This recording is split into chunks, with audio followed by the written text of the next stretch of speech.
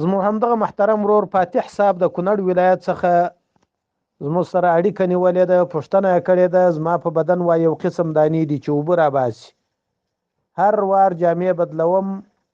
نو دی وایي چې د دغو اوبو سره د دانو د اوبو سره لمونځ روا دی که یا؟ الجواب حامد مصلی وبه توفیق. محترم وروره، د دغو دانو اوبه مرداري دي، هغه که ژړې اوبه یي که نونه یي که وینه یي دا ټول مردار دي، نجس دي، جامه باندې مرداریږي، بدن باندې مرداریږي. نو که چیرې ستا د بدن دانې په داسې انداز کې چې ته پاک کالي واغوندې نو په یغو کالو کې لمونځ کولی شې، په لمانځه کې دننه نه درڅه مرداریږي، نو بیا د پاکو کالو اغوستل ستا دپاره لازمي دي. دغه مردار کالي چې په دغو نونو باندې په دغه چرک باندې لړل سوي، دا که د درهم تر اندازه د ورغوي د ژوروالي تر اندازه زیات شي لمونځ د صحت نه ورسره لري.